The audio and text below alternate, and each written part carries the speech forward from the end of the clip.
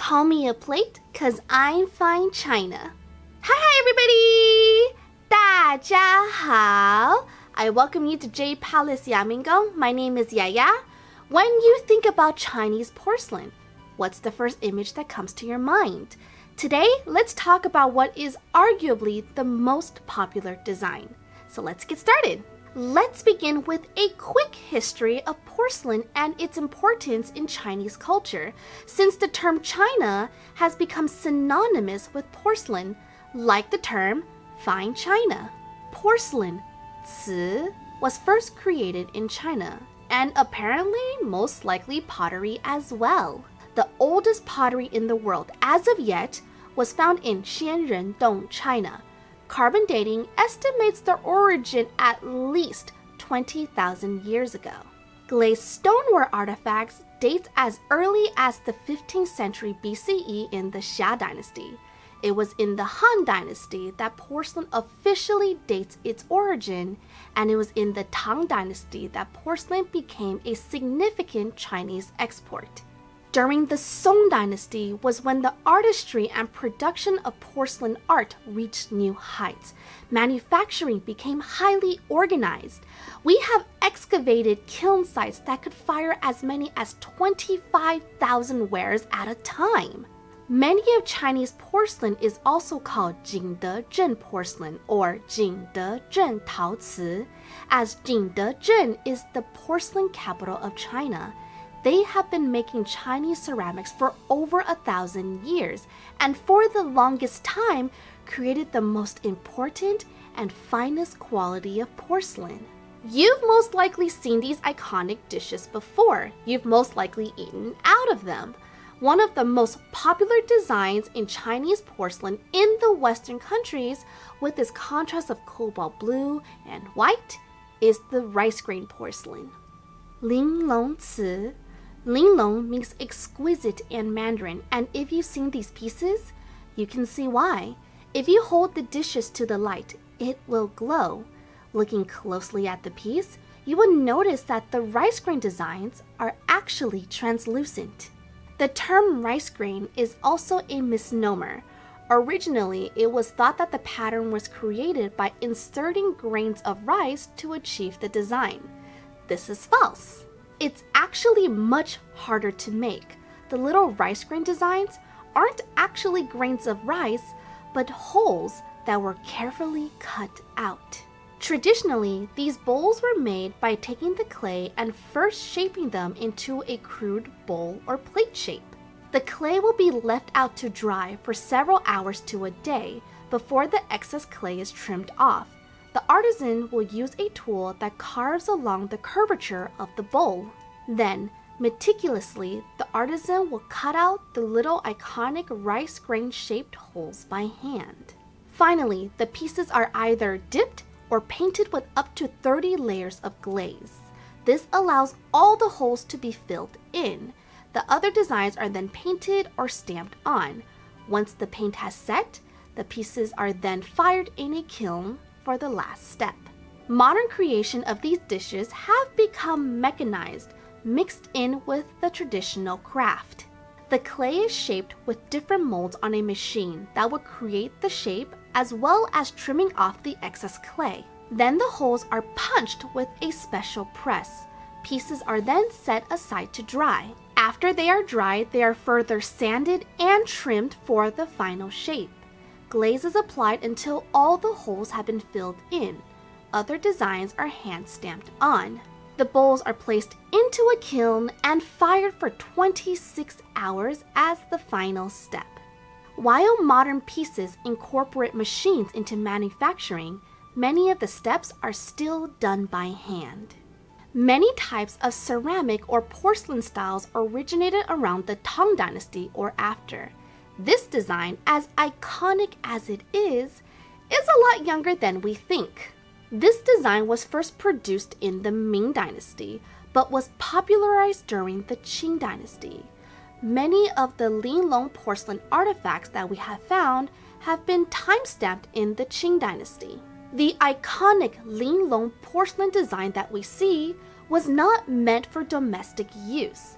This design was made for export to foreign markets. This is why a lot of the older artifacts were time-stamped during the Emperor Kangxi or Qianlong's reign. The Ming Dynasty isolated itself from the world, while the Qing Dynasty traded with Western countries. This is why this design is so popular overseas. Linglong porcelain is also called Gui Gong, the devil's work, and this is most likely for two reasons. The first reason is that it is said you would need devilish skills to make something this detailed and intricate. Carving out the little rice grain holes isn't easy. The second reason is that Linglong porcelain was made for export. Again, this design was not manufactured for domestic markets, so the term devil may refer to the Westerners that were the primary consumers. This porcelain design is sometimes referred to as a type of Qinghua Ci as well. Qinghua porcelain usually refers to the famous blue and white color scheme that we associate with porcelain. There is definitely a relationship between Qinghua porcelain and Linglong porcelain, but Linglong porcelain is not always just blue and white. Looking at this dish closely, you'll notice that it's not actually white, but a very light blue. This is because there is a blue underglaze. Also, Linglong designs are not just limited to blue and white, but can incorporate other colors into the design, like red or gold.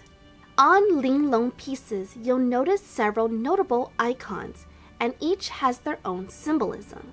In this arc, you see this particular symbol. This is the Chinese character, Gong, which means work. It is to represent the working class. Do you see the squiggly symbol between the Gong characters? Believe it or not, it is a stylized bat. The reason we have a bat here is because bats are good luck symbols in Chinese culture. The Mandarin word for bat is fu, which sounds like prosperity, fu.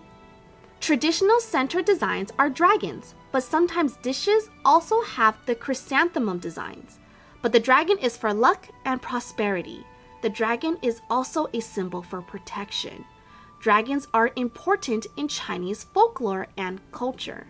Also, as a note, you can tell that these dishes were meant for exports based on the dragon. Look at its claws. It has 5 claws. Historically, 5-clawed dragons were only meant for the emperor. If you had anything adorned with a 5-clawed dragon, you would be instantly put to death because this is seen as an act of treason. Generally, dragons weren't allowed for the common class, and this would not have been allowed for the domestic market. Back to symbols. There will always be this interesting lattice design, whether on the outside or the inside. Usually it would be on the rim.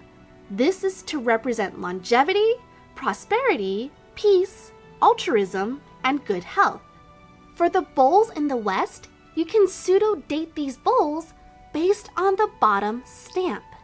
If you look at my bowl, it says 中国景德镇, made in China. This shows that this is more of a modern piece that was most likely produced between the 1980s and the present. If you see any stamps that have the characters Kangxi, Qianlong, or Guangxu, they would most likely be timed around the Qing dynasty, as the stamps refer to which emperor that was on the throne when the artifact was made. A heads up that this can be forged, but if you have a dish that is stamped with anything other than made in China, you may have an actual vintage piece on your hands. Based on this, you can determine if you're purchasing an actual vintage on the market or a mass-produced piece. Unfortunately, this art form is slowly dying and might disappear within the upcoming decade. There is now only one factory in China that continues to make Linglong porcelain, the Guangming Porcelain Factory.